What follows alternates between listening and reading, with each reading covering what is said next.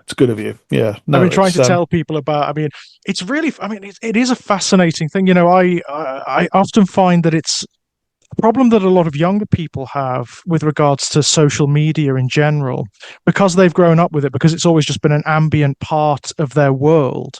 They have mm, trouble kind of cultivating their experience, I find. So they have anxiety about things like, for example, rejecting people from their spaces if they're making assholes of themselves.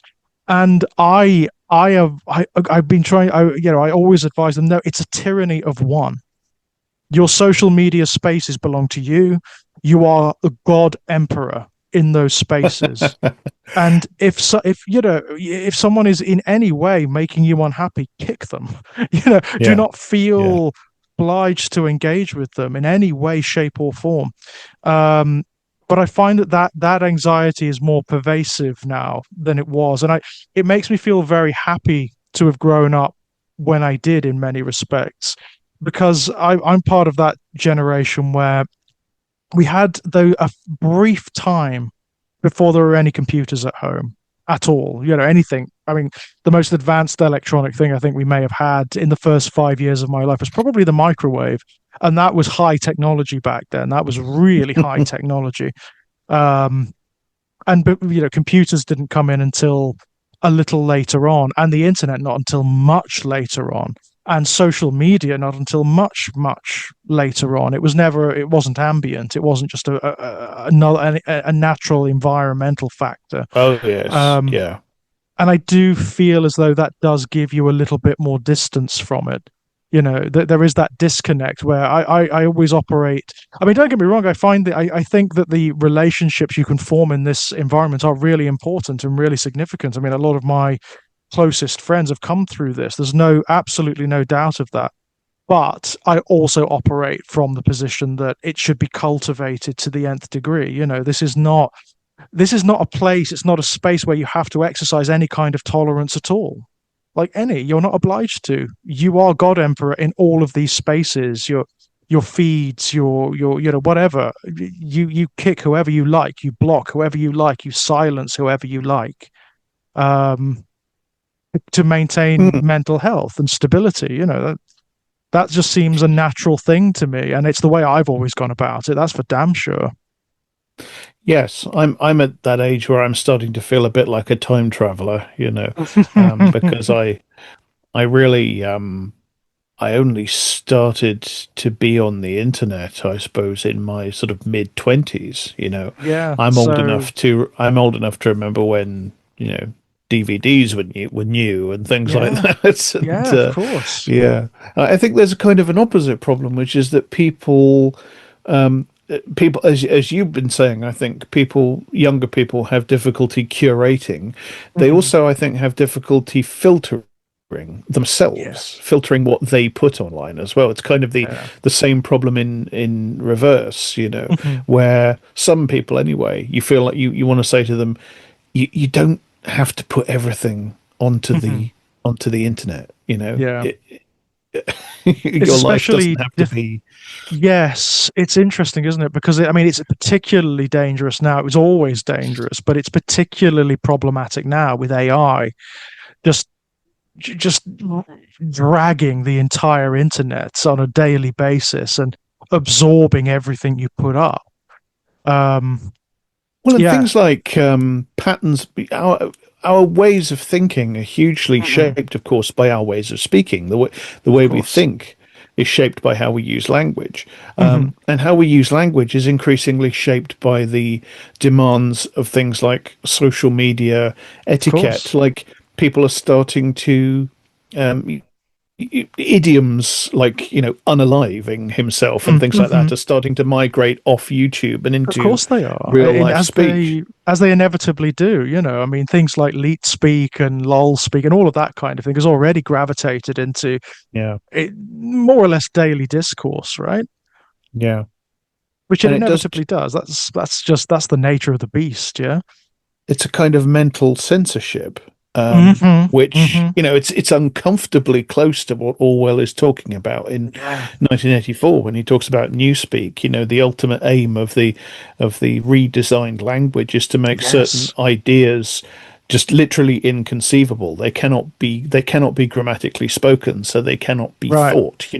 The concept "Big Brother is ungood" is non-grammatical within Newspeak, so it literally cannot be thought.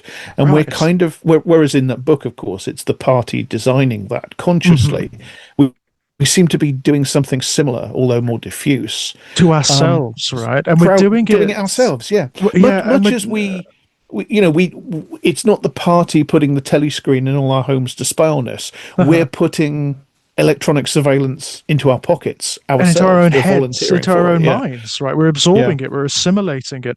And I mean, when you look at platforms like YouTube, for example, it's ultimately with regards to a kind of monetization, isn't it? It's because the algorithm is going to diminish Yeah, your yeah. views and your exposure if you say certain words.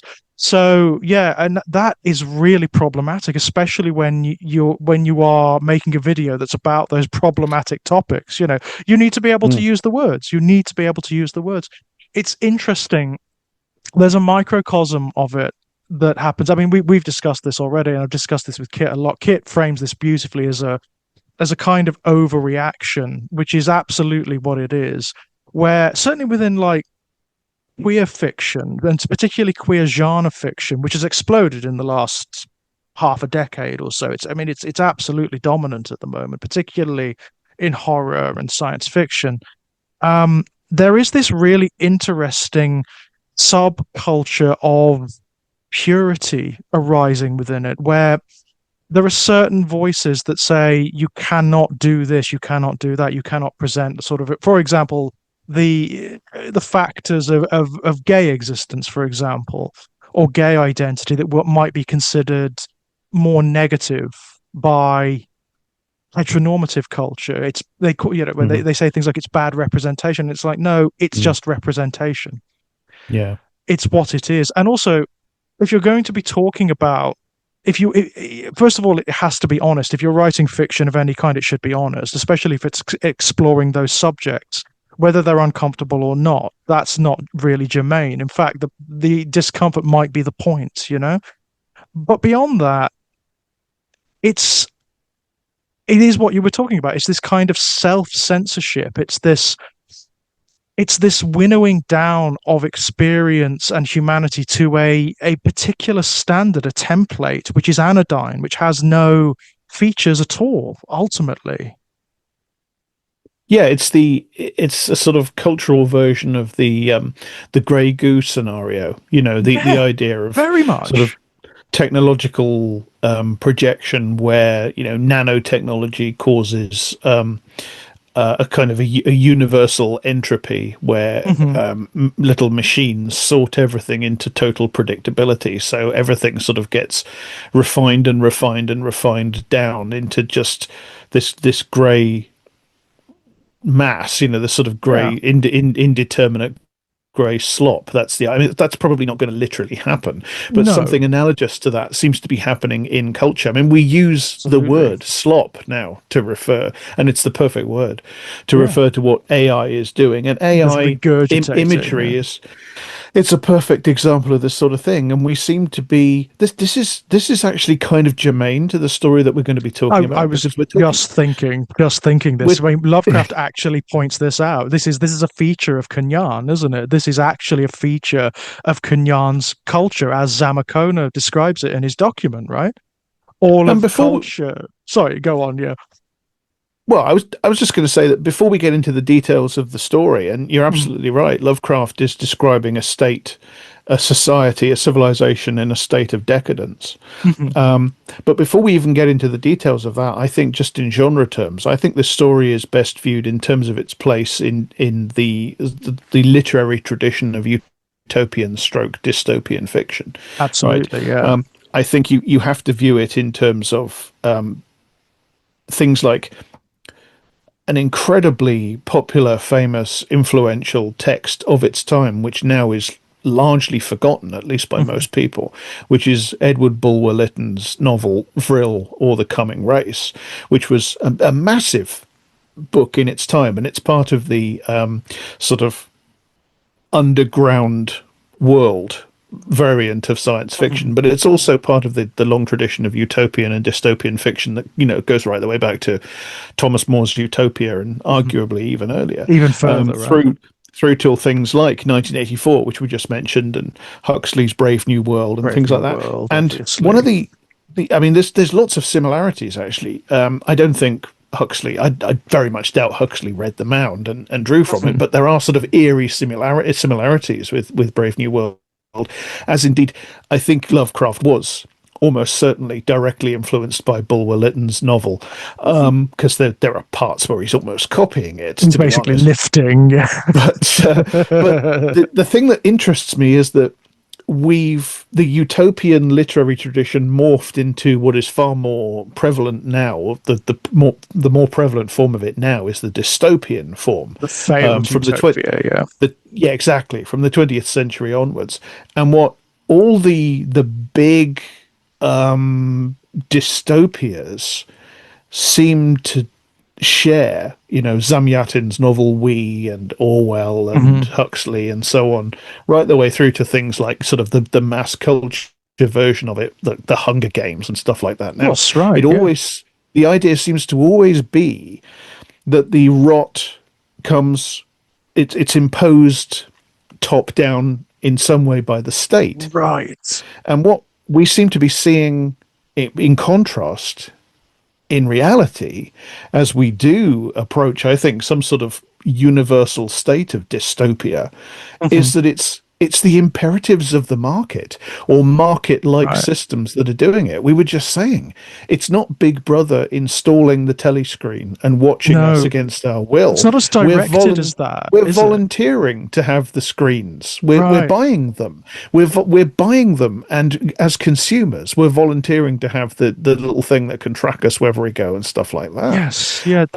And we're volunteering through that kind of market mechanism of choosing the image that is constantly disseminated on social media and YouTube Mhm. and stuff like that. We're choosing to institute that sort of cultural version of the grey goose scenario, where we're turning our culture into a kind Right. of an entropic, undifferentiated grey slop. And it That's seems that's to Go it on. seems to derive from this cultural ennui, doesn't it? This sense that nothing can get better, that there is no narrative that can serve. It's this death of history thing that we had in the 1990s, where all ideology has failed, all narrative has gone the way of the dodo. So we are ultimately just grit now in the machine, in But the that's another way aftermath. of talking about the complete ascendancy of market mechanisms, Right. isn't it? I think that's Yeah, I what think so. I think so because again, they only arise in this situation, these sort of perfunctory mechanisms where humanity doesn't really mean anything, and where all of the grand narratives of the utopian narratives ultimately failed, and the projects have therefore failed. They only arise in that vacuum, right? They take yeah. dominance in that vacuum because they grind on regardless. They grind us on to extinction, right? They grind us on into insanity, cultural insanity and extinction, which is what Lovecraft is getting at here. I mean, he gets at it from the very first sentence of this story. In the opening paragraph of this story, he talks about how the notion of the West being this new frontier is over now.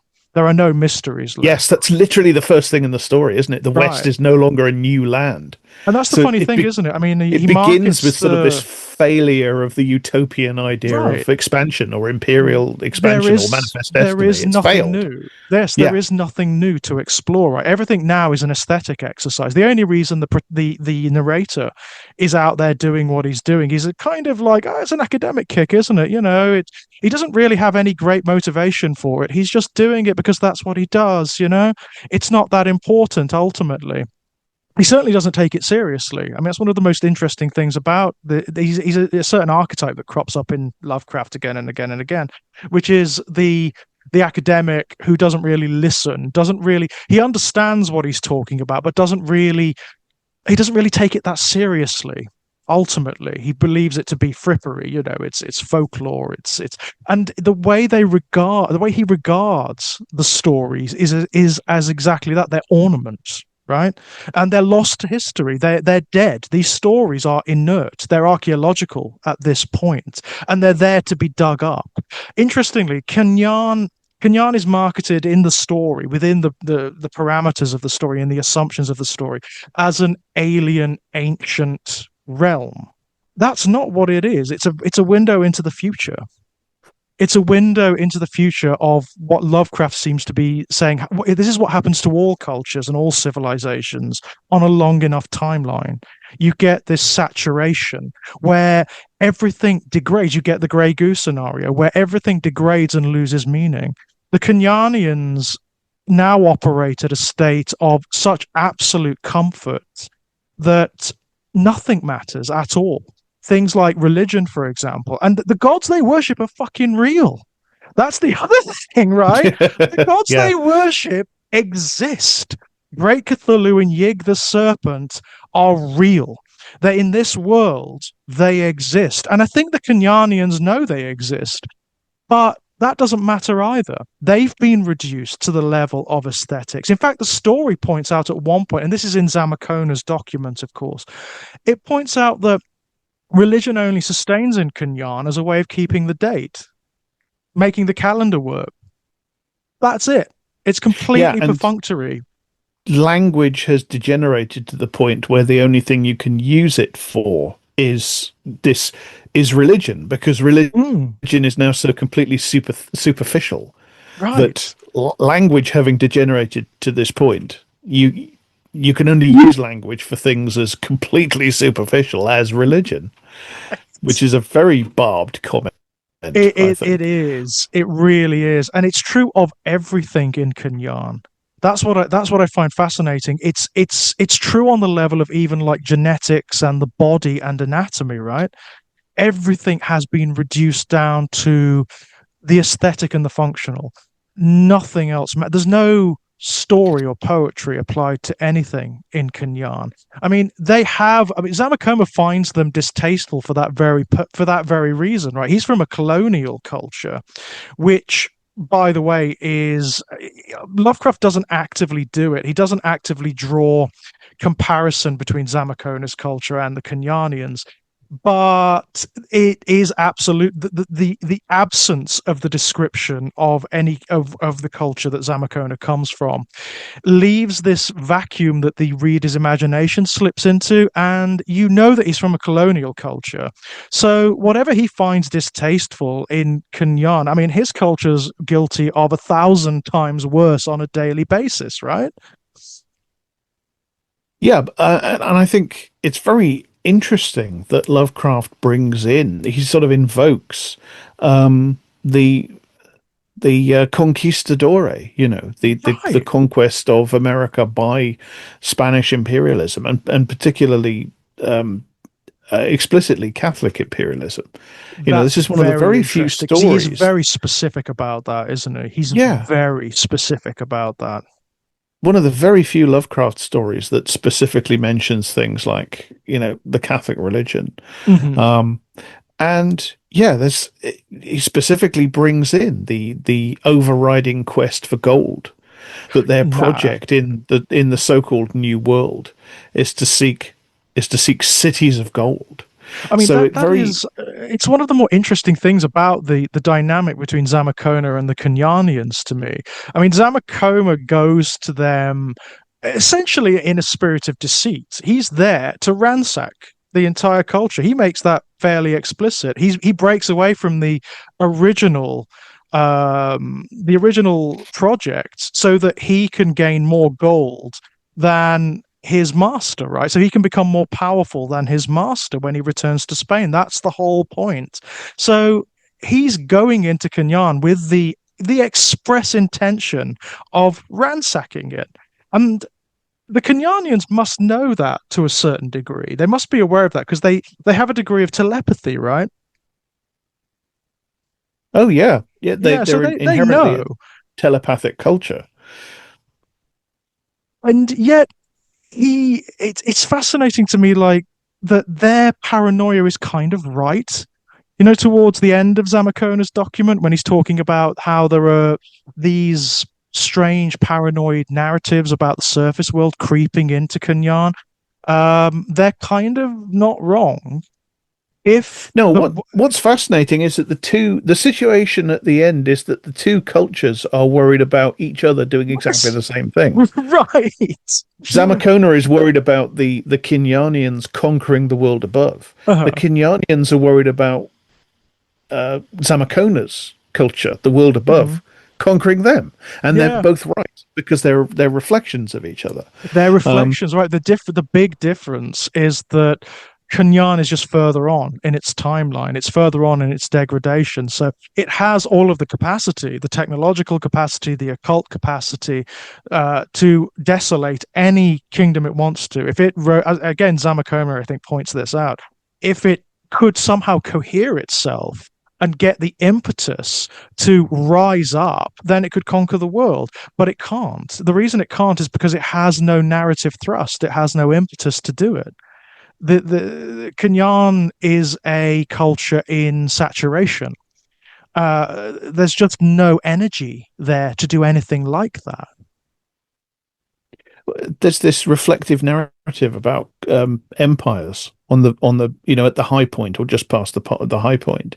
Uh-huh. Um, Zamakona's encounter with the Kenyanians mirrors things like Cortes encountering the Aztecs, Pizarro encountering Right. the Incas, and it's like they are versions of the same. I mean, Lovecraft is very, as many writers did, he's riffing upon the idea of those ancient cultures existing in the so-called New World and things that go back much further than any of the sort of imperial conquerors Right. realized.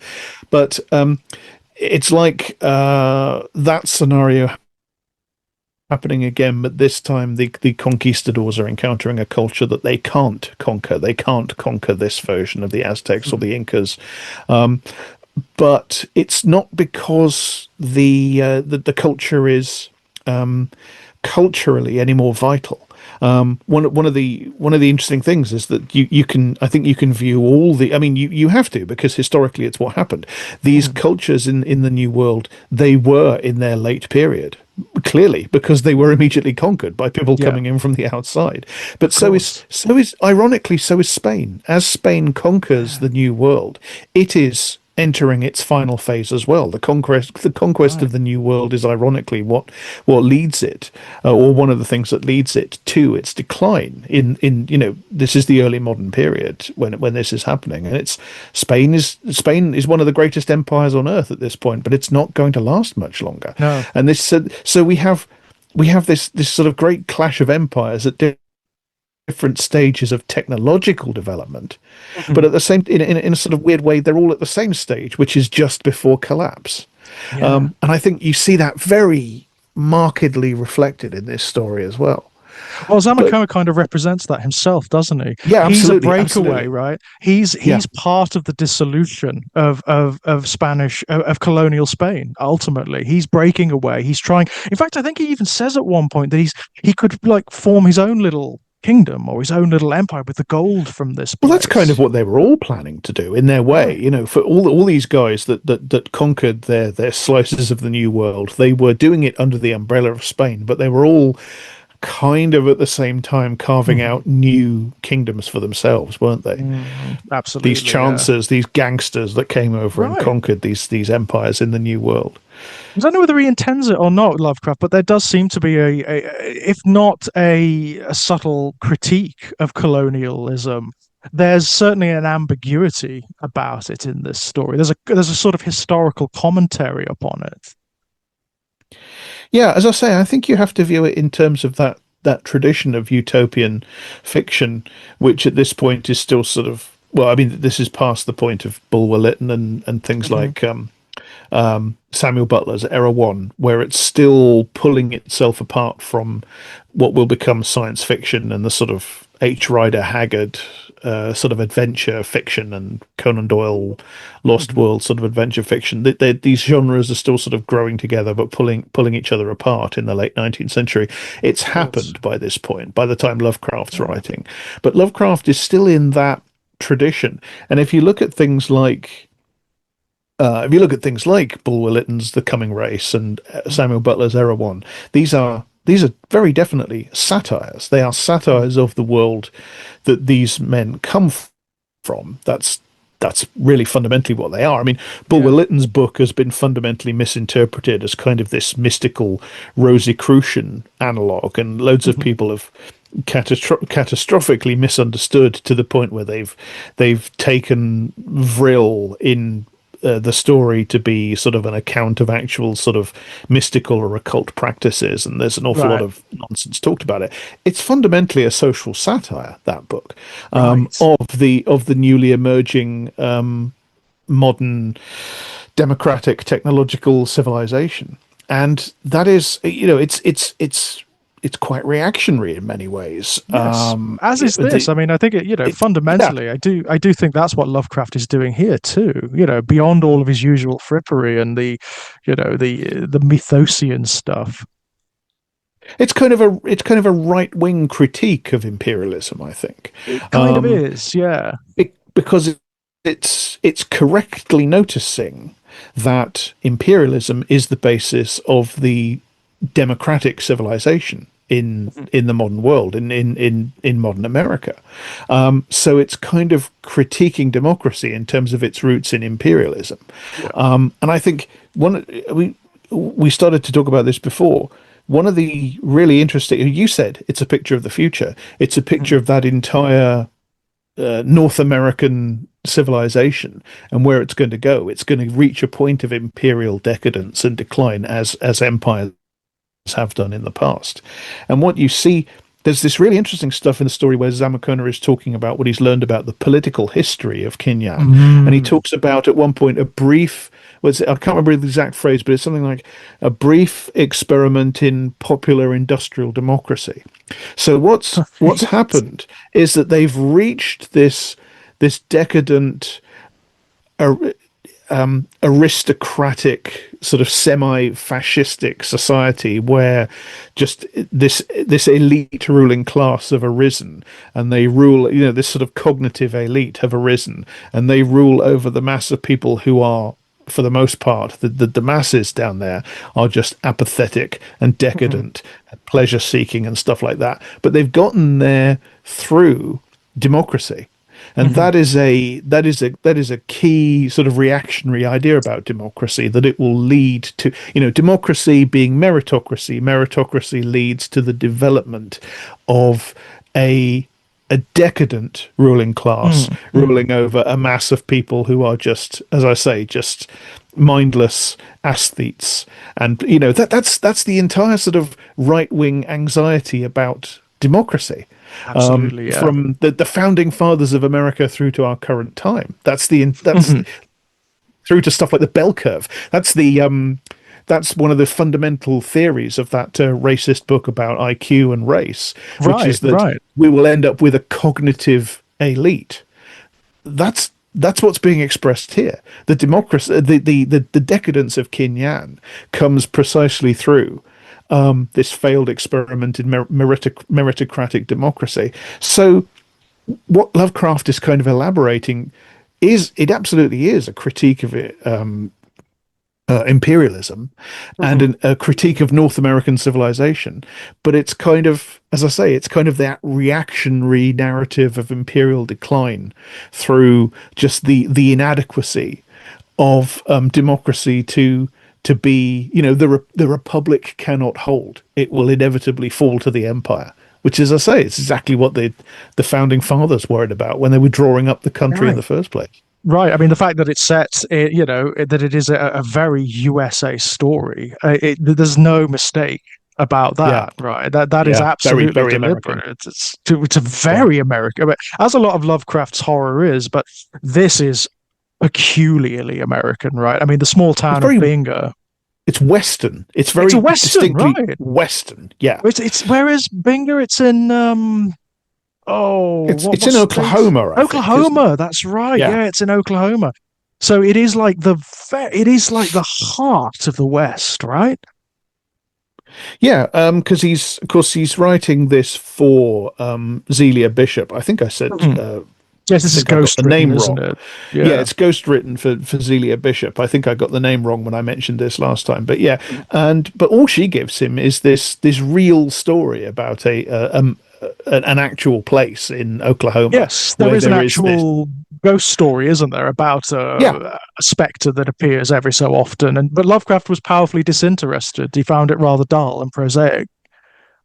yeah. I mean, you have to wonder what she thought when she got this back. I You was thinking know, exactly that because this was never published, was it? While Lovecraft was alive, this wasn't published. It was later. no, no. There was a much annotated form apparently, and then the full version was released a little later. I think So I think Derleth can't gets it imagine. published by cutting it down heavily, doesn't he? But it's Yeah. only after Lovecraft's death.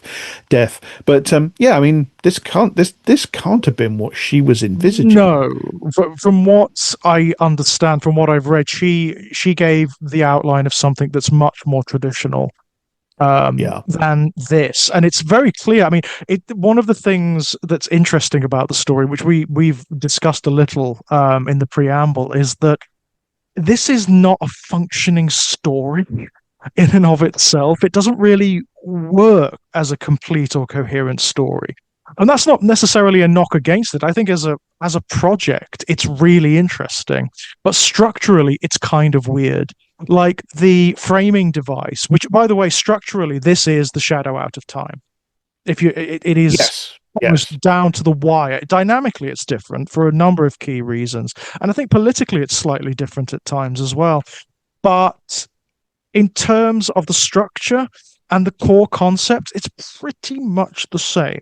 It's almost like it's the precursor for the Shadow Out of Time, and for a number of others as well. You even have the Mountains of Madness. the Mountains of Madness. There's that Yeah, innate horror of time itself. You know, that notion of big time when he talks about the Kenyanians they're from space, aren't they? They're actually an alien, the descendants of an alien species, as are we, in fact, because he also makes the throwaway statement that whatever was the antecedent of the Kenyanians is also the antecedent of us. So you've also got Lovecraft going into like really primordial history there, with maybe even referencing like the division between Neanderthals and Homo sapiens, perhaps, I don't know.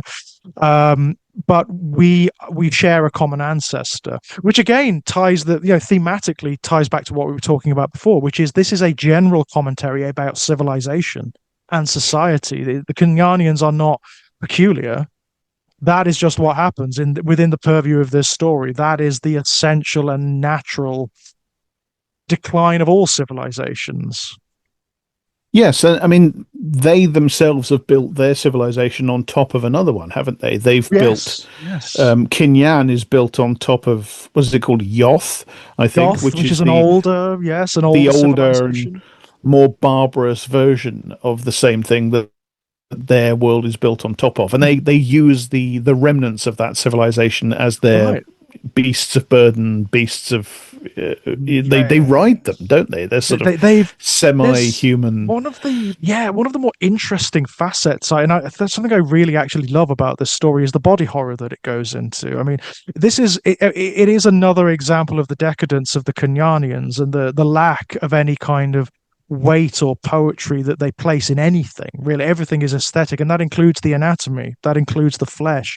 They alter surgically, genetically, occultly, perhaps, both people who invade Kunyan, people who just sort of wander into it by accident or go seeking gold or whatever, but also the remnants of the older civilization have been transformed and altered into a subclass, like not even an underclass. They're like an animal class, aren't they? And they're not Yeah, only beasts of burden, but they're also cattle.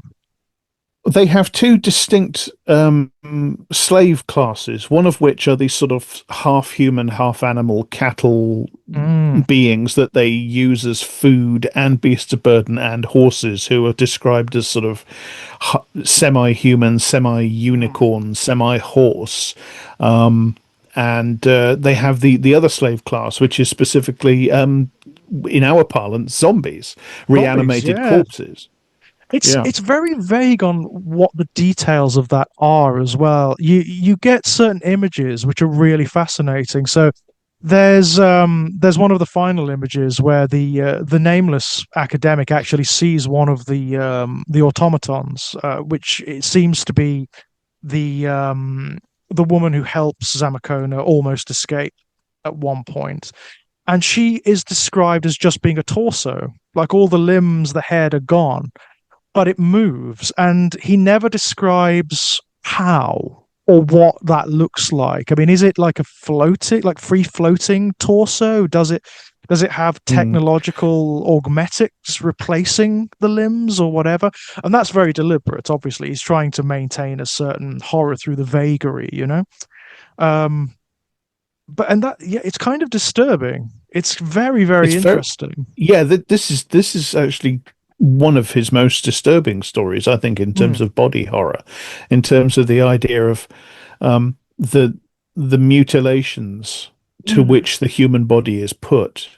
Which is, Um, and it's the casuistry of it as well within Kunyan, because again, nothing matters in Kunyan. I mean, surgery just seems to be a matter of course. If you ever did like a visual, if there was ever a visual adaptation of this story, I can imagine the Kunyanians looking very peculiar because I imagine anatomy is entirely aesthetic and a matter of style down there. So I imagine they've altered themselves in all manner of interesting ways.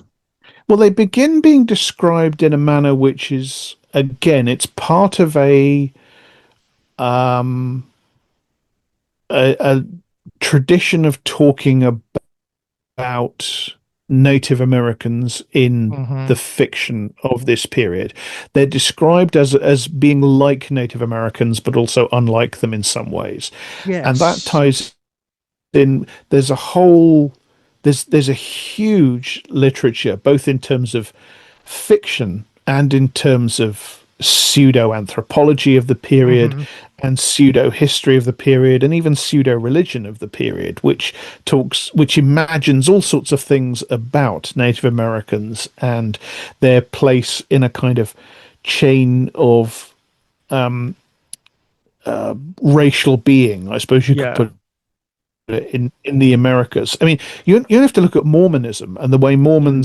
The Mormonism of Yes. the original Mormonism of Joseph Smith. He writes essentially, the Book of Mormon, as he comes up with it, is essentially a Hmm. kind of his own version of this exact same sort of thing. This kind of fantastical pseudo history of the deep past on the American continent, and he Yes. constructs the Native Americans as being one of the lost tribes of Israel, and Yes. The he Lamanites, imagines I believe they the call them, isn't it? Lamanites, exactly. Yes, exactly.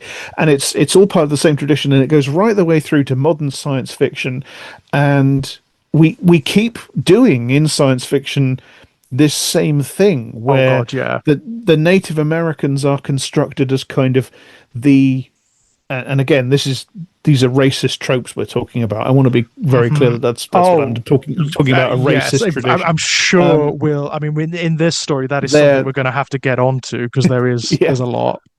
but they're constructed as kind of the degenerated remains of formerly advanced ancient races that used to live on Hmm. the American continent. This finds its way into either specifically or in sort of encoded metaphorical form into science fiction, into fantasy.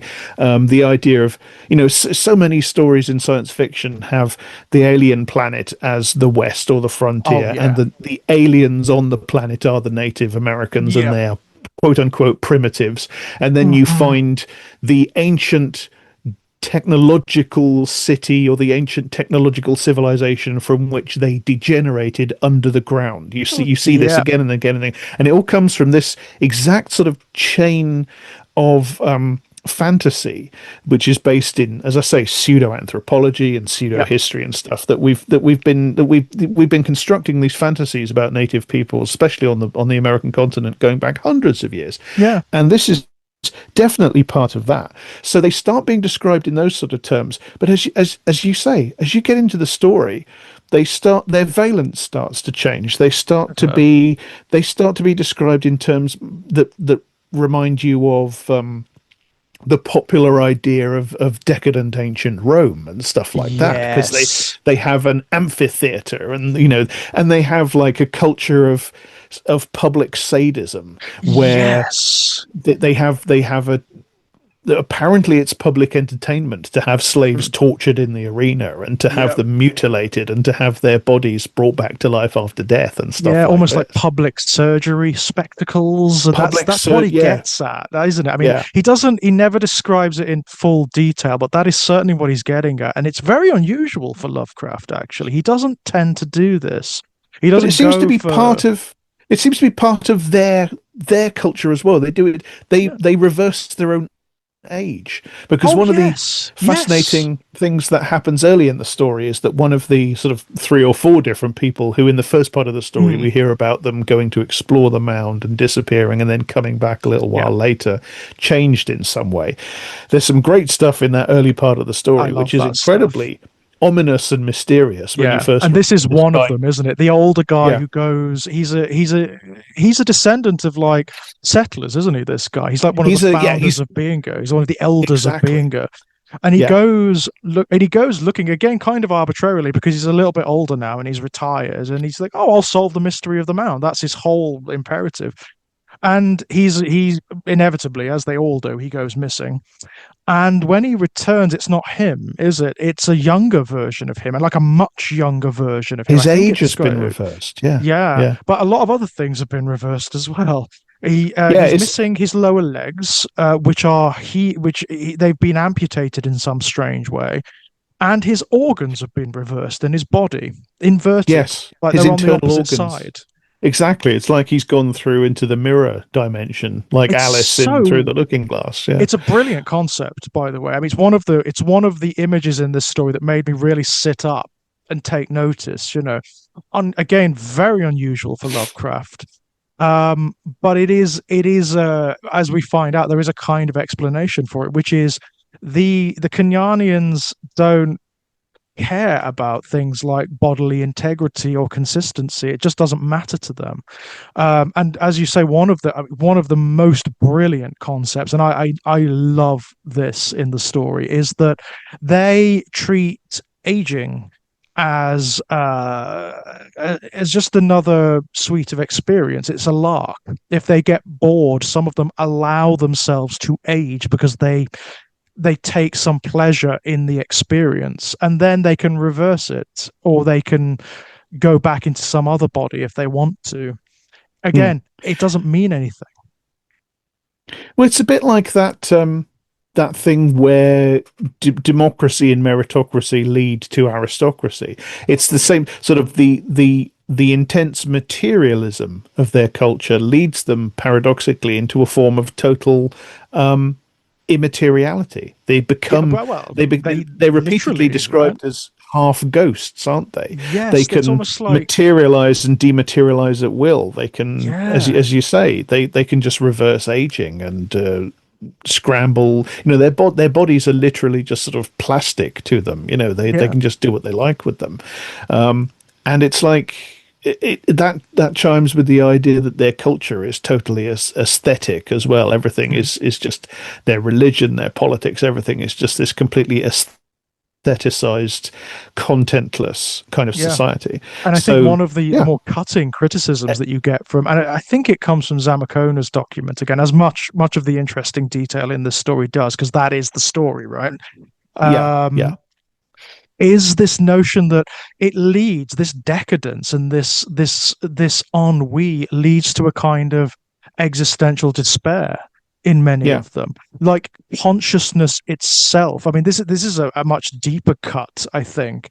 It's that consciousness itself becomes a burden, and it's not the quality of conscious existence, because we've established that they can exist in almost any way they want. They can exist at the very physical and mental peak of their lives forever and ever and ever if they want, in a state of bliss and pleasure and sensuality. They can exist like that.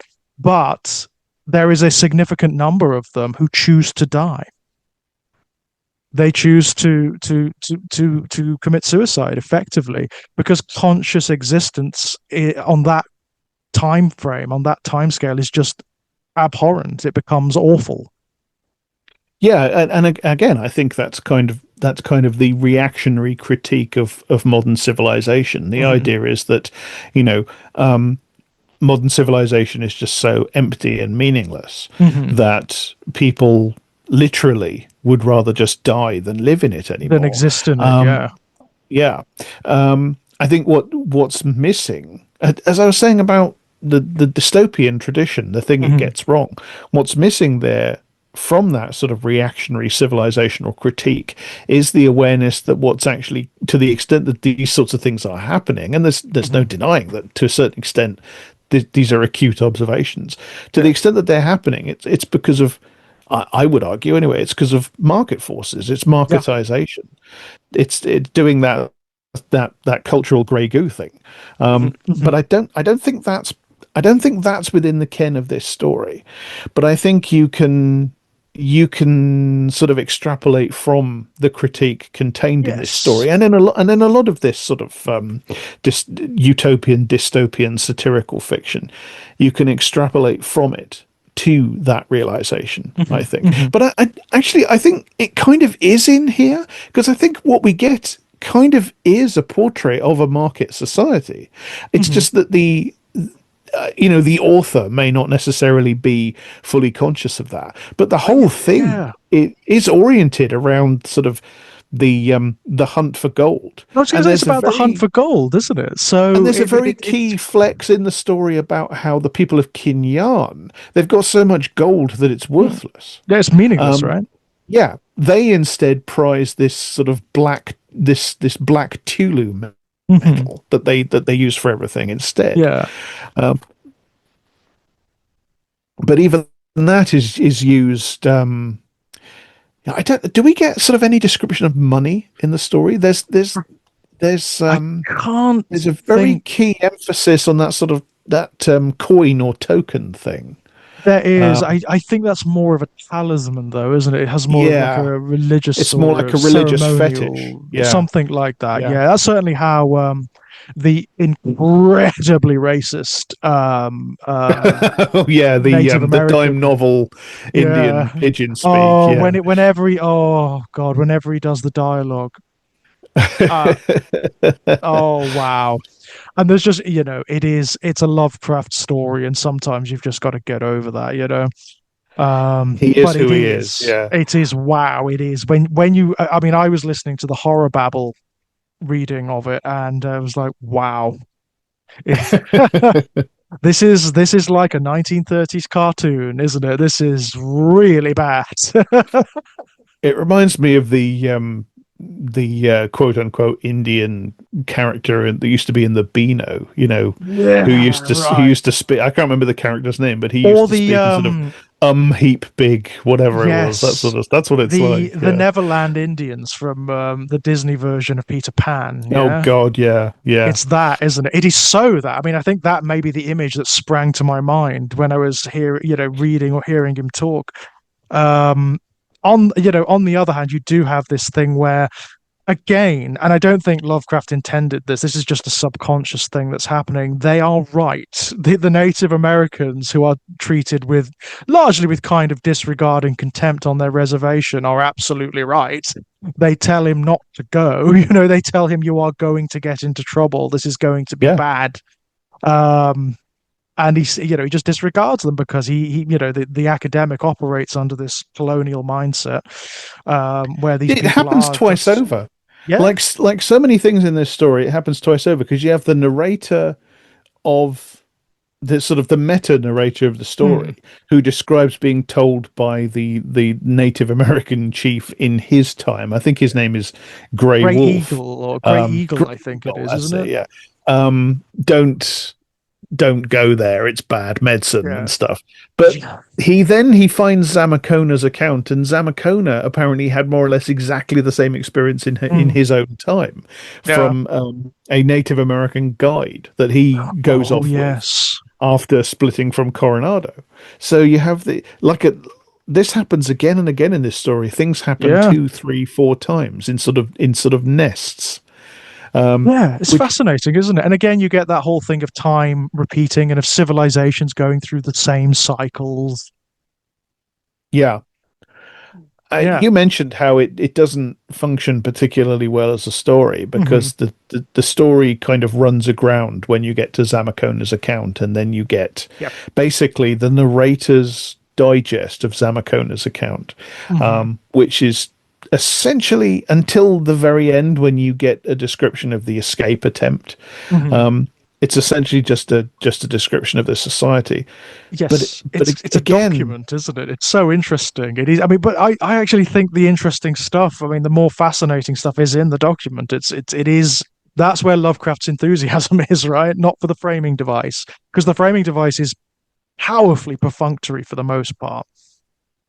but again, it's directly drawing on that tradition of utopian fiction. It's Hmm. very similar to Bulwer's uh, novel, The Coming Race, where you get Yeah. this, you get a quite perfunctory introduction where the narrator describes how the secondary narrator ends up with Hmm.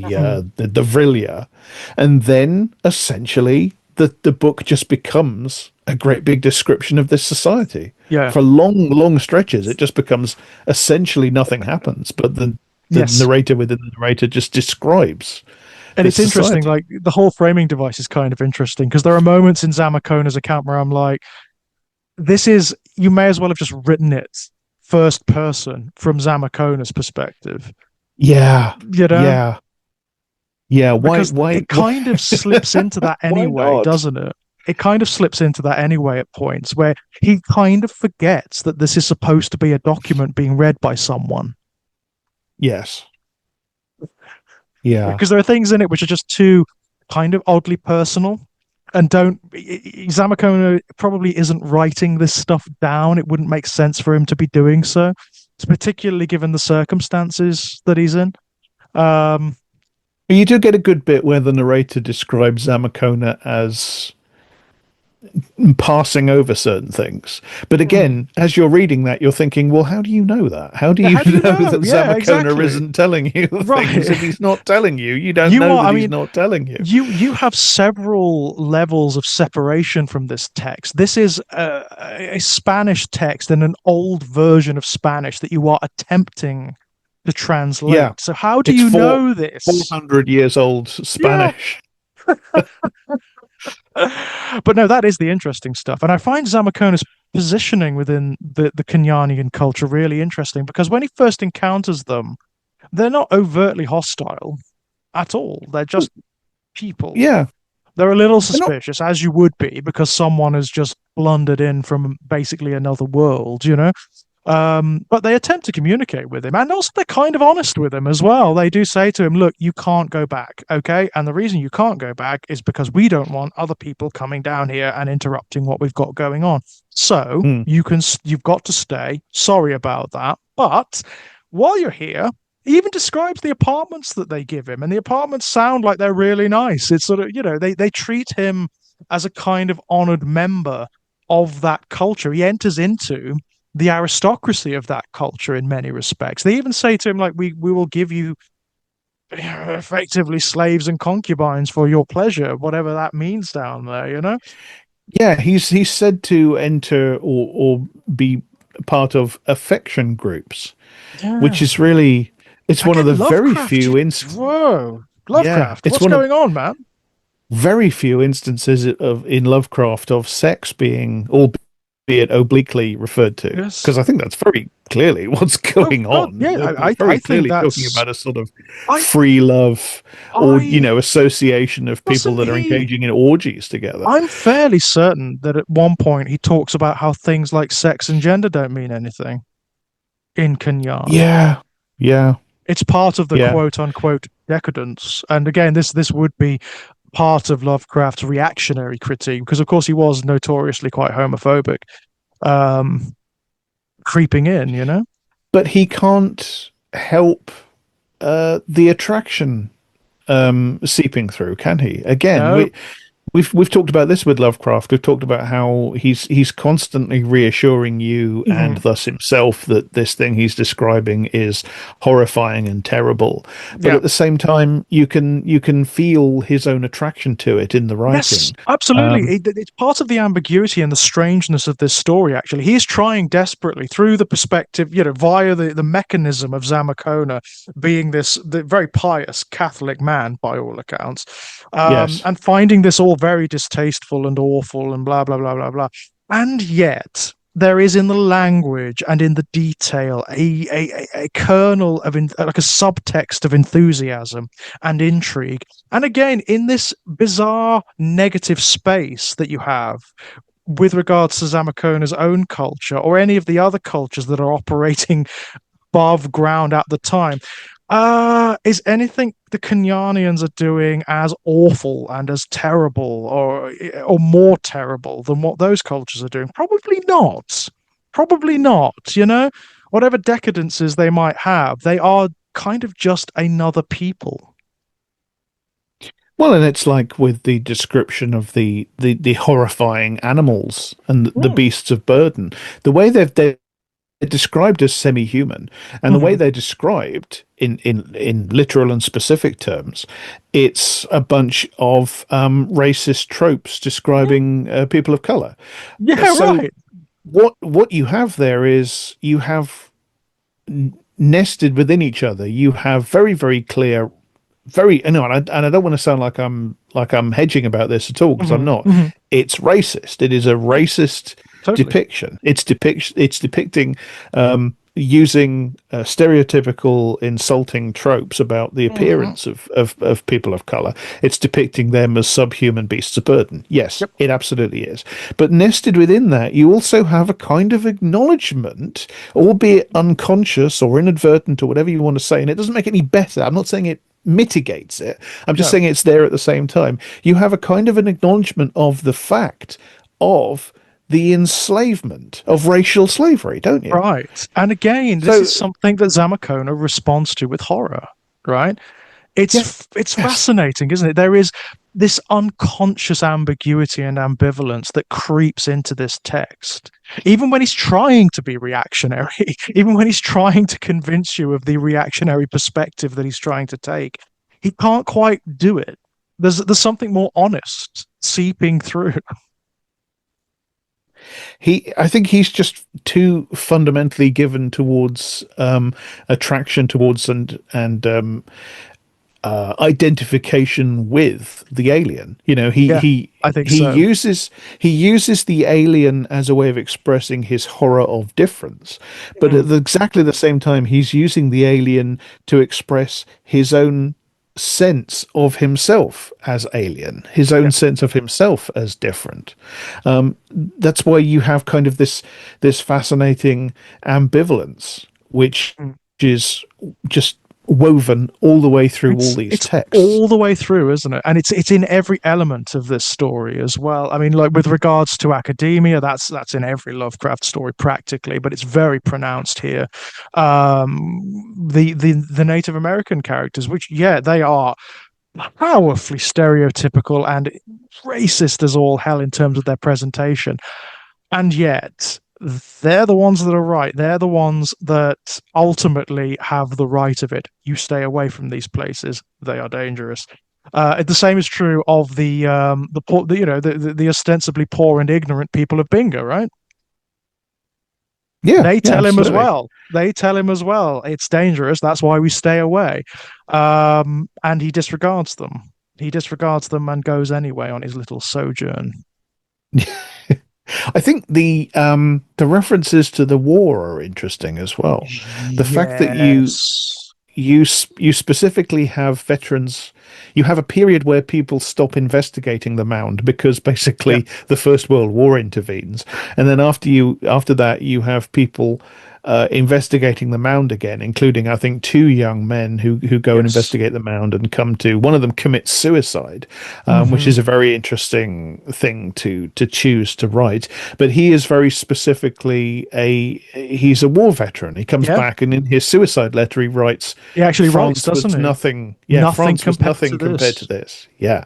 Yeah. So you again, you have a kind of an acknowledgement of uh, the horror of the sort of the Mhm. ultimate horror of industrial Of modernity. industrialized war. Yeah. Yeah. That's fascinating, isn't it? And isn't there is a period where younger people start going to the mounds where they hear the stories, but they don't take them seriously, and nothing happens to them. Yeah, there are long stretches where people go and they suffer no consequences. They see nothing, they experience nothing, so it just becomes again, you have this reduction of the truth to myth to folklore and then to children's games. It's I, really interesting. I think it's implied that time works at a different speed Yeah. underground, under the mound Hmm. in Kinyan, as indeed it often does in secondary worlds. Time Yeah. moves at a different speed in Narnia, for I was going to instance. say To it's the Narnian thing, isn't it? Yeah, Yeah. time obviously works at several different speeds inside Wonderland. Hmm.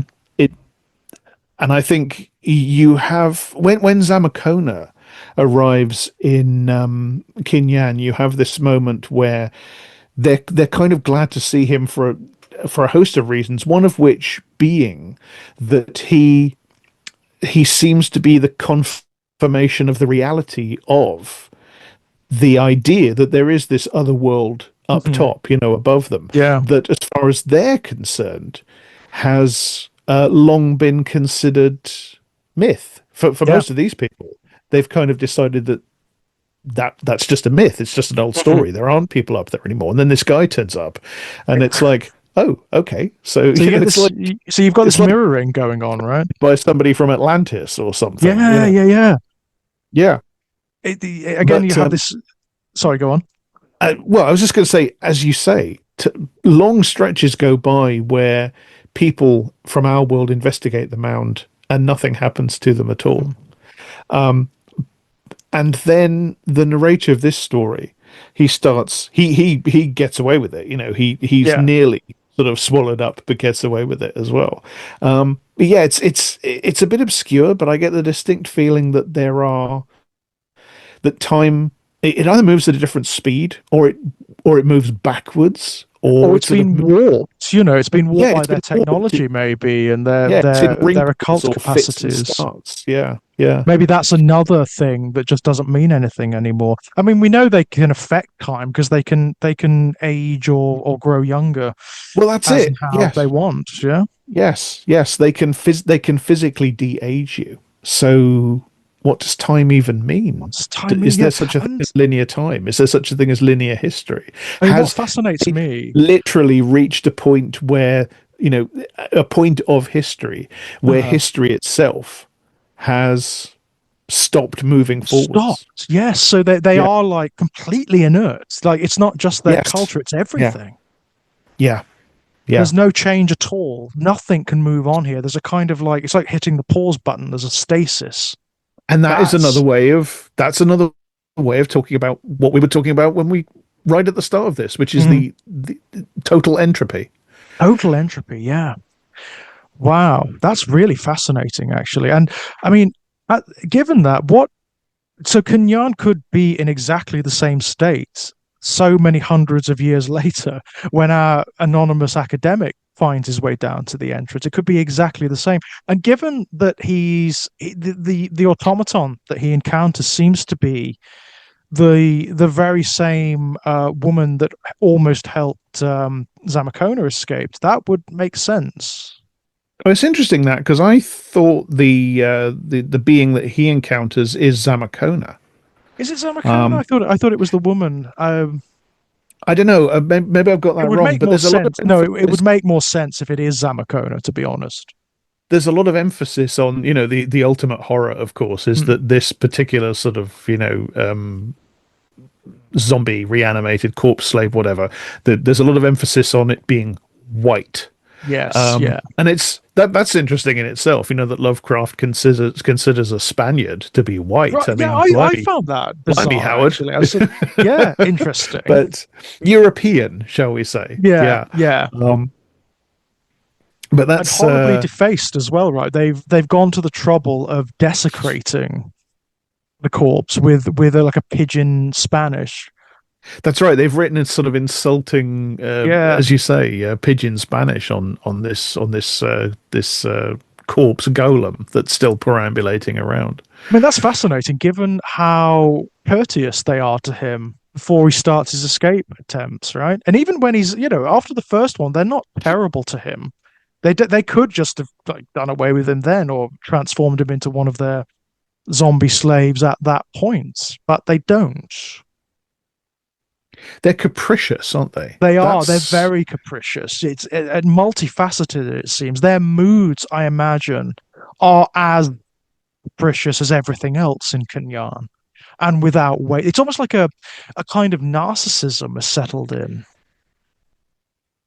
yeah. This is one area actually where it is quite different to Bulwer Lytton, and Hmm. I think you do have to consider Bulwer Lytton's book to be very important source text for Hmm. this. As I say, aspects of it are very, very similar indeed. Yeah. But that society, the Vrilia, is very codified Yeah. by it's kind of anarchistic, Mm. but at the same time they view the narrator's description of the American democracy that he comes from with horror. You know, his initial hosts. I mean, Bulwer Lytton is himself very deliberately riffing on the bit in Gulliver's Travels where Gulliver Right. describes the world that he comes from. I think to the Yes. king of the Brobdingnagians, very Uh-huh. very proudly. You know, the European civilization of the 18th century that he comes from, and the king of the Brobdingnagians is horrified. He says, Yeah. "You are absolute fucking scum," Yeah. and I think the narrator of Vril, the Coming Race, does a similar thing to his initial hosts among the Vrilia. He takes it the wonderful civilization of North American industrial democracy, and his Uh, hosts are like, yeah, don't mention any of this to anybody else because they'll probably kill you in yeah. horror. Keep that Um, stum. and Yeah. it's they have a kind of a sort of very undemocratic, anarchistic culture, Hmm. but it's very codified via ritual and politeness rules, things like Right. that. Right. Whereas in this society, it's a very big. Firstly, they don't have the same level of technological advancement that the Vrilia have with Vril Hmm. itself. But more importantly, the big departure with Lovecraft is that this is a deeply amoral, Yes. illegal, structural society. This Completely. is Yeah. yeah, it's anarchistic in a dark way, in Hmm. a unpredictable, as we said, capricious sort of way. It's almost like a Levian Satanism that's going on here, isn't it? Do as thou wilt. Yeah, yes, yeah, absolutely. It's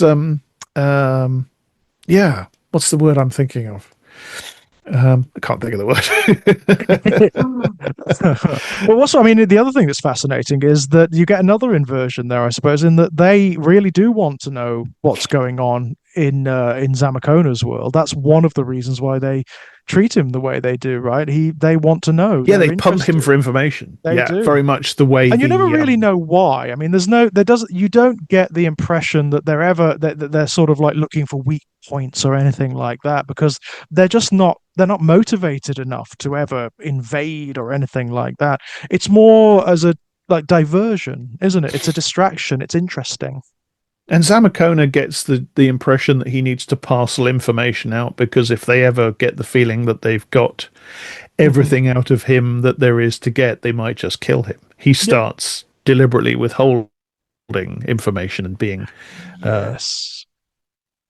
being cryptic and stuff like that. And that, yeah, I think this predates Shadow Out of Time. So definitely, that sort of idea of the guest, the guest who is well treated but who is nonetheless a Mm, kind of a prisoner, being yeah. kept, being afforded the luxuries of the civilization, but at the same time being exploited for information. That's Hmm. directly prefigured in this as well, isn't it? Absolutely, absolutely. I mean, I think the biggest dynamic difference is, of course, in Shadow, the alien race really don't mean any harm to the entity, to the human minds or the minds of other species that they take and host.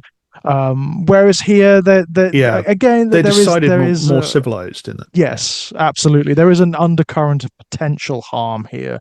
I mean, again, they're kind of explicit. They do tell him, look, don't try to escape again, or there will be trouble. You will come to a bad end. yeah, and indeed there Um, is when yeah, he does try to. Yeah, yeah, he ends up being turned into one of their zombie decapitated god golems. yeah, and Um, I mean, there's a horrible insinuation that something of the mind, the consciousness still exists there. That's the punishment.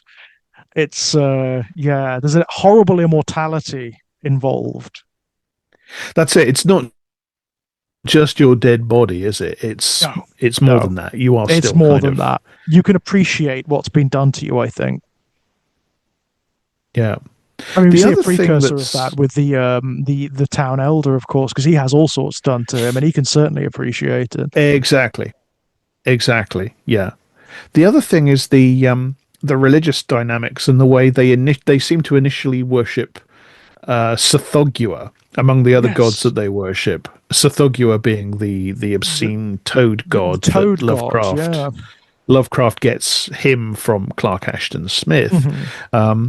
and but they abandon worship of Sothoghua apparently in a kind of moral shock about something that happens that Yes, we never quite find out what yeah, it and you is. have to wonder, don't you? What could that have been?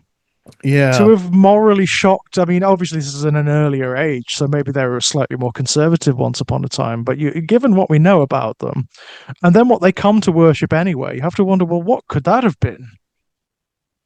Yes, indeed. That Yeah. must have been horrific. They also seem to they have that sort of black slime thing that turns up as well, don't they? Which Mm. it's kind of a Shoggoth, maybe, or a proto Yes, Shoggoth of some kind. there is a definite. I mean, I think he's getting at Shoggoths. Yes, I think he's very much. That's what it is. It's a Shoggoth. Yeah, It's a Shoggoth, yeah, let's face yeah, pretty much. Yeah. it. If Lovecraft's describing something that's big, gelatinous, and amorphous, and that can change shape and what, it's just a Shoggoth. It's a Shoggoth. Um, but Oh, no, they come to worship Cthulhu, Shoggoths are so and cute. I love Shoggoths. Shoggoths are Yeah. fantastic. Should never attempt to depict one. It never works. Whenever anyone has ever tried to depict one for me, like visually, it's like just don't. You're missing the point. Depictions of things in Lovecraft are almost always Almost disappointing. always failures, aren't they? Because of course Yeah. he wrote them specifically so you couldn't depict them. You're not meant to even be able to imagine them. It's funny if you Google Innsmouth, you will find Mhm. pages and pages and pages of Google image results where people have tried Yeah. to draw the people of Innsmouth, but Yep. they are somehow never satisfying. They always seem to It's be yeah. they're too much. They're either too overt Um, or they're not overt enough, right?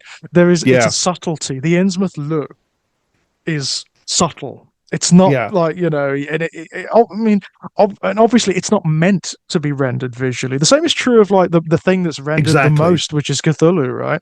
Cthulhu is the image of Lovecraft, right? You're not meant to depict it.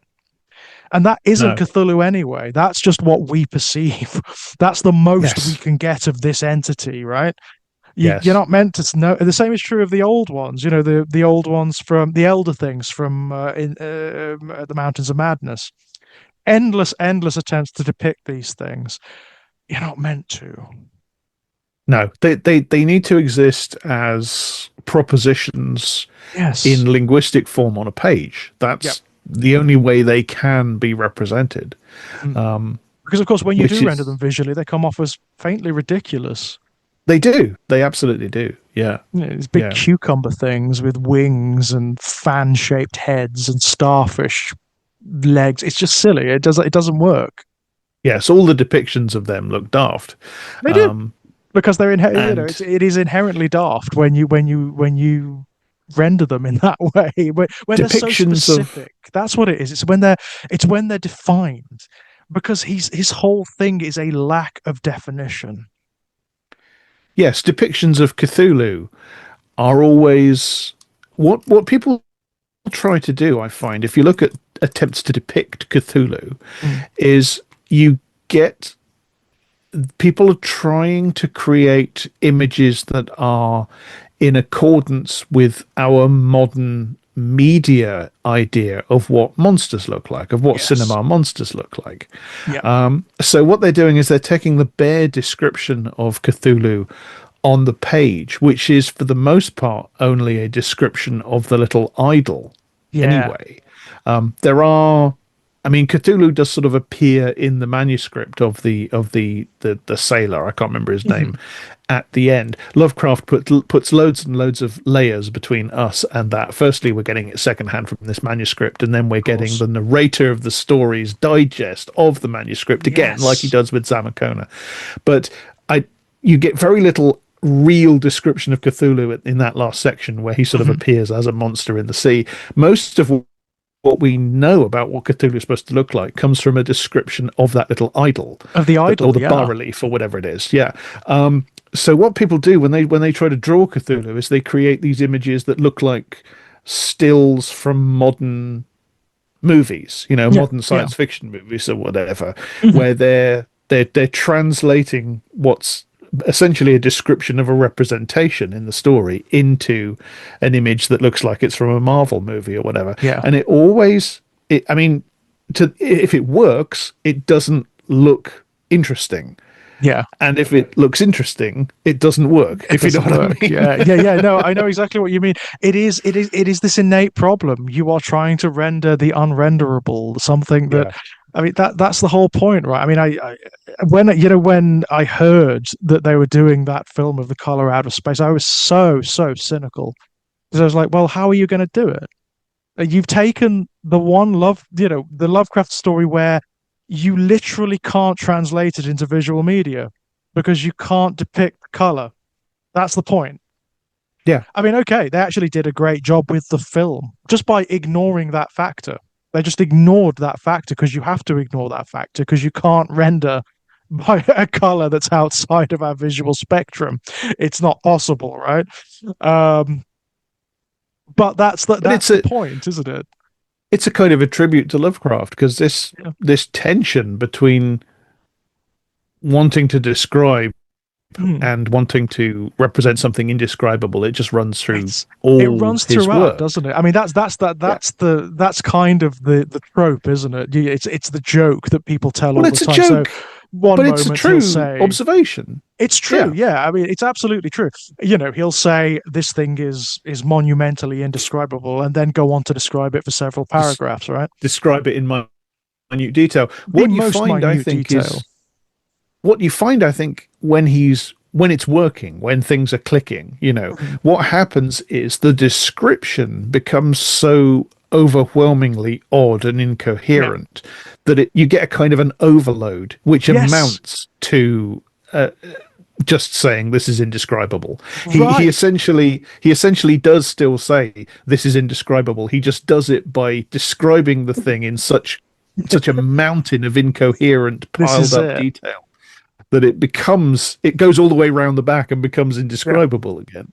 I think this is exactly what you get with things like the Elder Things, where Yeah. that the Yeah. description of that in At the Mountains of Madness, when he first describes the anatomy of the Elder Things, it goes on and on and on and on and on, and detail just keeps building up and up and up and becoming more unlikely, just more beyond what we understand of anatomy of life on Earth. And so by the end, you're flabbergasted. You can't. Your imagination struggles to put all of these elements together. Yeah. Yeah. It's kind It's of not brilliant.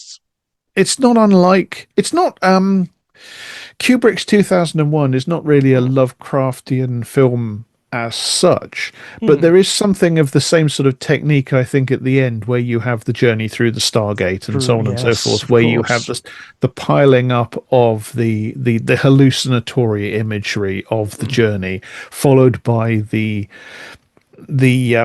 passage in the cosmic hotel or whatever you want to call Yeah. it, followed by the appearance of the star child, etc., Uh-huh. where you have so much incoherent imagery piled on top of incoherent imagery that you amount to something Yeah. transcendent. Yeah, Lynch That's does it. Lynch does it all the time. yeah, that's true. Yeah, Lynch is another good example. Yeah, In fact, yeah, I would say Lynch is probably better at it than Lovecraft is. Lynch has just got this yeah. quality where he's not coherent. The imagery shouldn't work together, but somehow he gets to something more fundamental that bypasses coherence and goes for something that is indescribable, that is ineffable, but is so profoundly there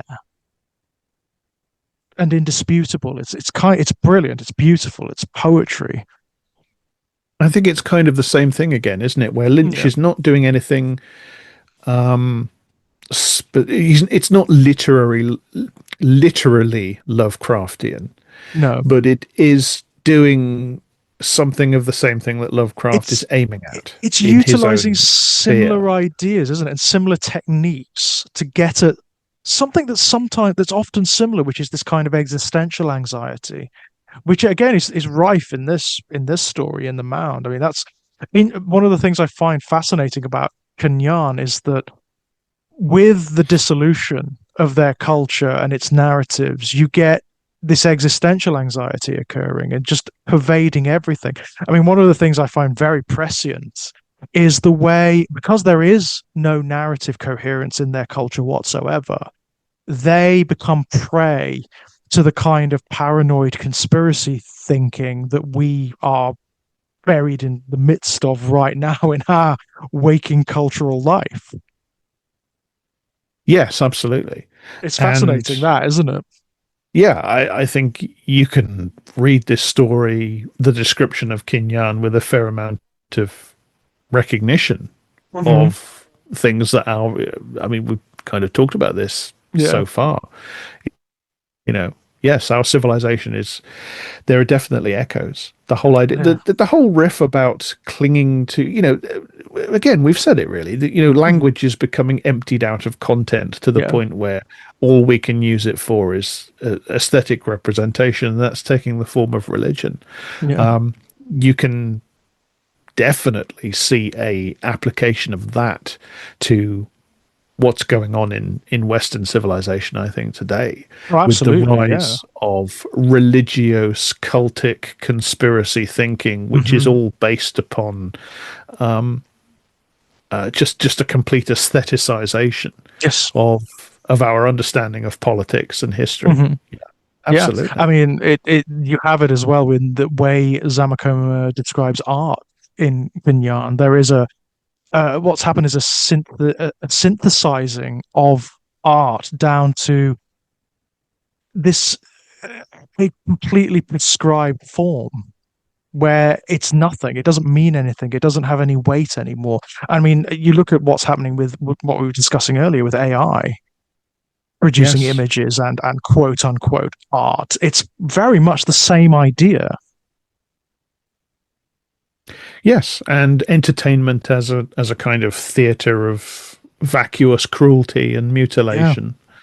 I mean, it's not bread and circuses in Kenyan. It's not even that because there's nothing even that deliberate in it. It is No, totally empty. yeah, you don't get the sense. You get the Roman amphitheater Mm. invoked, but you don't get the sense that it works in really the same way. It's not that the No. the the plebeian masses are being pacified with a theater of cruelty. It's more a kind of bourgeois pastime of just vacuous. It's like playing around with bodies like Legos, Yeah. isn't it? Yeah, it's exactly that. And also, it's just what happens, right? This is what the Kenyanians have known for God knows how long. And it's just what you do. There's no Yes. questioning of it. There's no questioning of it. I get the impression that questioning of it would result in quite violent censorship. Well, we do have a person in the story who does question, to a given Mm, value of the term, who does question their society. We have Talar Yub, the of course. woman, the Kinyani Yes. woman, who she, of course, we're only getting it via Zamakona's account. So in That's the other Zamakona's thing, account, right?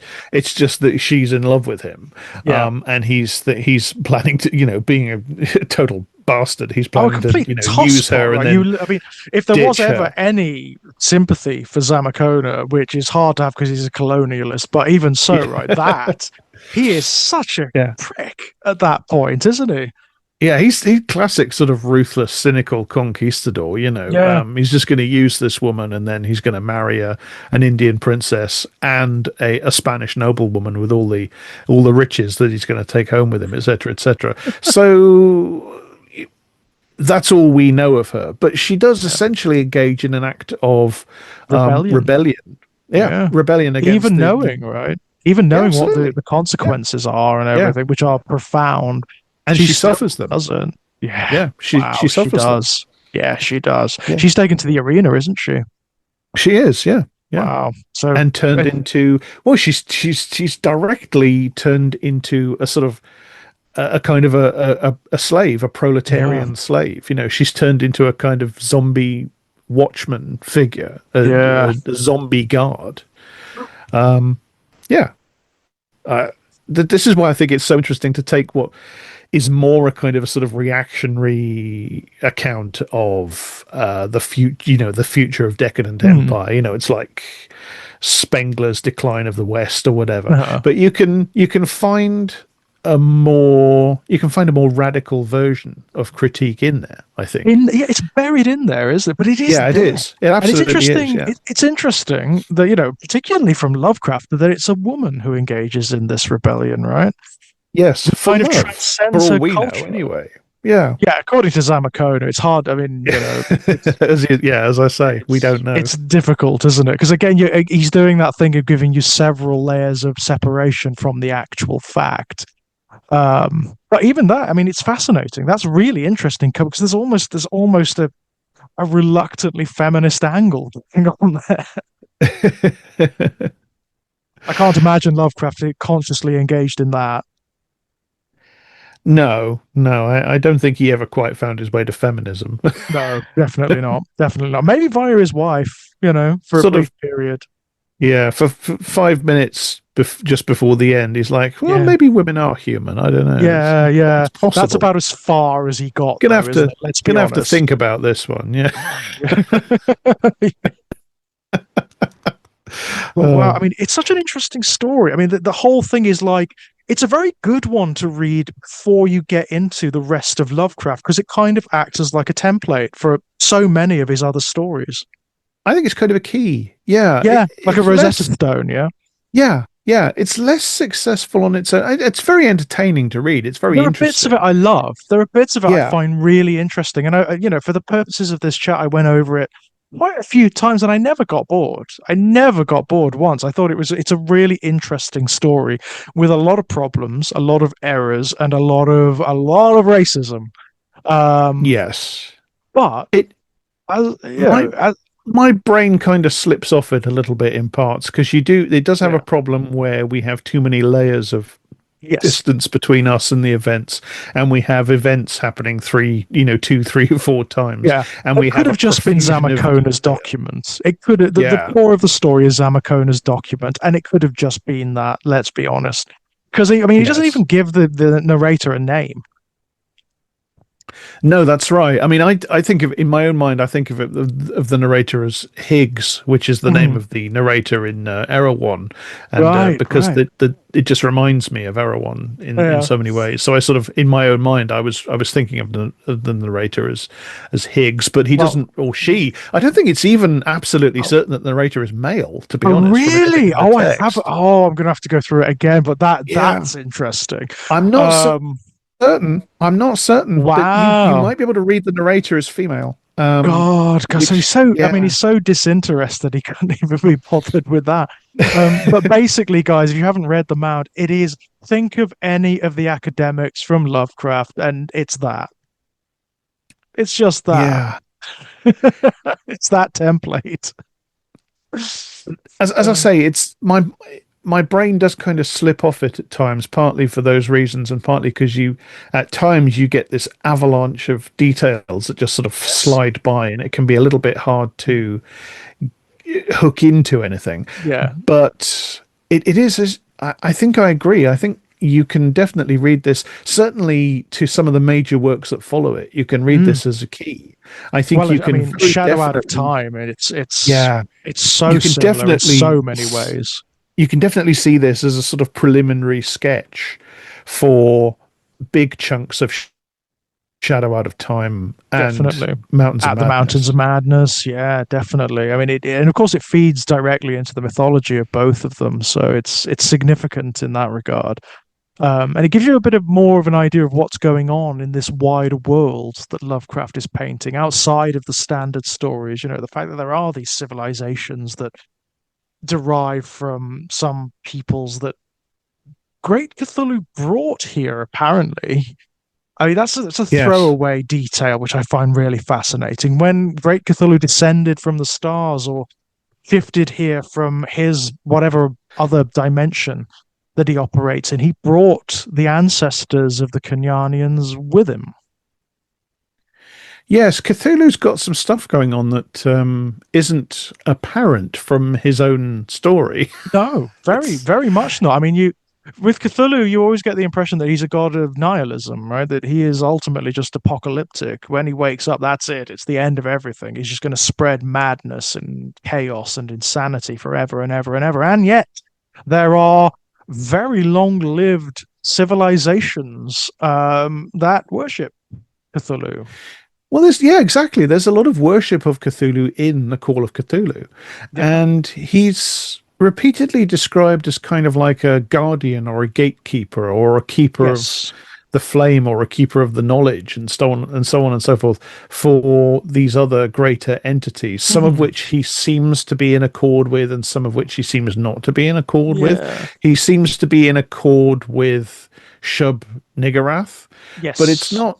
I don't know if it's really all that certain that he isn't he supposed to be sort of um not exactly fighting, but sort of at variance with Yog Sothoth. I think I that's the think it's implication here. That's the dynamic of their religion, isn't it?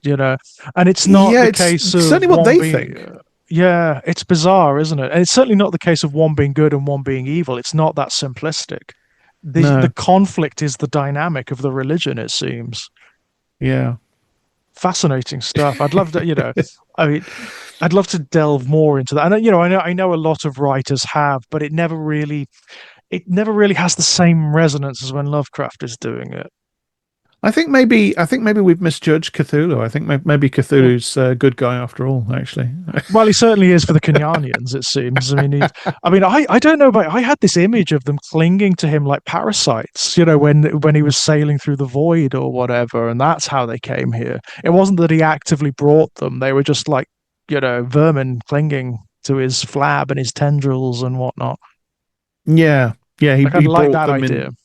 Yeah, he brought them to Earth in the same way that a shark will bring pilot fish with it, Exactly, or a something dog like will that. bring Yeah, fleas in. That's yeah. that's the way he That's brought probably it. humanity, the ancestors of humanity, to the earth. I mean, that's a very We're the Lovecraftian notion in itself, isn't it?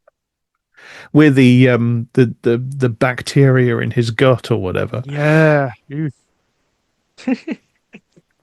But it was a fascinating one. This it was one. I mean, I have read it before. I read it when I first came to Lovecraft a long, long time ago. But I don't think it made as great an impact. It certainly I'd forgotten great swathes of it before I came to it for this reading. But yeah, it's a fascinating piece of work. It is not 100% successful. It's certainly nowhere near the sophistication of Shadow Out of Time. No, I think and Shadow of the Time shows a development of the worldview as well. I Yeah, think it's not just that definitely. it's it's better work of literature, more Hmm. rounded, more narratively Hmm. interesting, and so on. It's just got a I think as we discussed a little bit, Hmm. it's got a wider and deeper view of the metaphysics. I think Yeah, that I think is so. I think so. Yeah. It's more. I mean, Shadow's just more confident as well. I mean, you can see that he's grown as a writer, in terms of his voice and his ideas. He just seems to be firmer about what he's doing and more focused. That's the other thing as well. He's way more focused on what he's doing in Shadow. Um, Mm. Whereas this is all over the shop. This is ideas. Yeah. This is the Yeah. storyboard. This This is is like, brainstorming and yeah, yeah. totally. It really is. And just marketed as a story, which it kind of isn't. It doesn't really work as a story. But as a roadmap of ideas, it's really interesting. Certainly is. Certainly is. Brilliant. Well, I mean, as per usual, Jack, thank you. I mean, I'm so glad we got to do this one because I came to it and I was like, this is bonkers. It I is was just like, completely this. mad. Yeah. It is. It's a mad story. It really is completely insane. Um, I had no idea what he was doing, but I was enjoying what he was doing, you know? What would you like to do next, Jack? Would you like to, should we go back to Hannibal and then do I th- another Lovecraft retrospective afterwards? I think so. Yeah, we Fabulous. go back and forth. Go back to Hannibal. Excellent. So Yeah. what would you like to do for the next Lovecraft retrospective?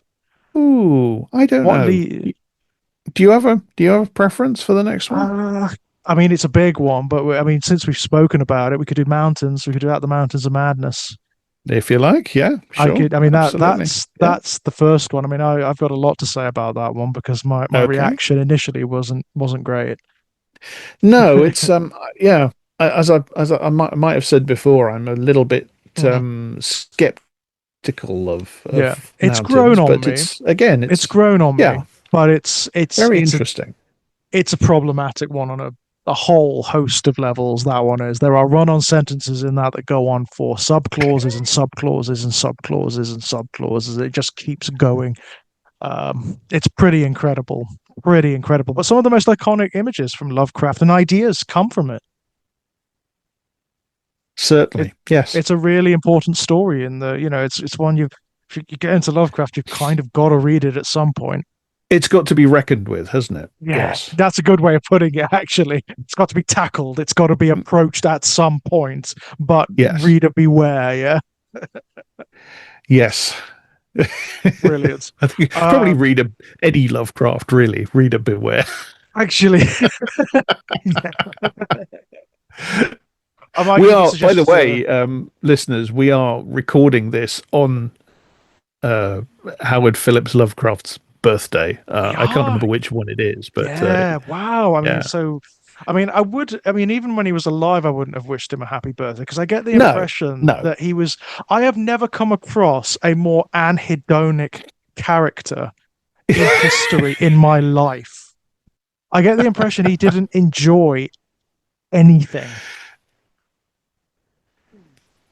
Wow. Yeah, Yeah, yeah, he is yeah, him and he I probably mean, would have taken, happy birthday as a form of aggression, wish probably. him happy birthday. You do get that impression from him, don't you? You do get that Yeah. impression. I do believe that Barker was born as like a cosmic antidote to him Oh in like yes. every way, like Yeah, every way. yeah, they're yin and yang, aren't they? They are. They are. Well, I mean, Jack, before we go, is there anything you'd like to chuck out there? Um, yeah, sure. I blog at Eruditorium Press. I have a podcast called I Don't Speak German, where I talk about the far right with my friend Daniel Harper. I'm on Blue Sky at Times Carcass, and I have a Patreon where you can get advance access to everything that I do if I can give it to you for $1 a month, and that is me. Brilliant. All below, guys. Links to everything below as per. Oh, I do have a specific thing. I've just Oh, yes. remembered. The latest volume of the Outside In collections is out. Outside In Can Live With It. This one is called from Mhm. ATB Publishing. It's a collection of essays about Star Trek Deep Space Nine. In common with all the Outside In books, there's an essay about each episode, and they're all written by a different person. And Mhm. I wrote, I'm in several of those volumes, writing about episodes of Doctor Who, the X Files, etc. And I'm in this new one writing about the Deep Space Nine episode Duet. So, and that, I think Brilliant. proceeds go to charity. So if you want to get that book, that would be great. Oh, superb. Throw the link over to me at some point, Jack, and I'll put it down below in the description. Um, as for myself, same as usual, you can find me here on Exaggerated Elegy, currently playing through System Shock 2, one of my favorite horror video games ever. Absolutely superb piece of work. Um, you can find links to all of my published work over at strangeplaygrounds.com, or if you go to Amazon, type in George Daniel Lee, you'll find my author page. Arrow Films, couple of things out there at the moment. There's the new boxed set of In the Mouth of Madness UHD set. And I have two pieces in that. There's a recorded, sort of like little video essay thing, and there's also a written essay in the insert booklet, and of course the Hellraiser UHD Quartet of Torment set. Myself and Kit Power are on the Hellbound disc. And my friend Jonathan, who is actually my contact over at Arrow and who filmed all of this stuff and organized it all. He's a bona fide genius. Jonathan is. He's absolutely brilliant. Film is his life. He's so good at what he does. And his film Derelict recently had a release on Blu-ray, and I will put links to that down below. Please, guys, sincerely go and get it. It's a fantastic piece of work. It is incredibly violent. It's about violence and about how violence occurs within sort of substrates of class in UK society. It's very, very interesting. Um, yeah, please, please, please go and show that all the support that you can. And that's me, I think, Jack. Again, thank you for this one. I know we both had a few Pleasure. difficulties getting this one together. Yeah, this Yeah, was a bit difficult to assemble one thing and another, but we got there in circumstance. the end. We did, Yeah. we did. We'll be back here very soon for the next couple of episodes of Hannibal, and it's kind of redundant to say at this point, but they're big ones because they're all big ones now. Yeah, it's pretty much just all big important episodes from Up now on, isn't until it? the With end Hannibal, of it's the really show. Up kicked until the into gear. end of the show. It's all significant now. Brilliant. Well, until next time, guys. Bye bye. Bye bye.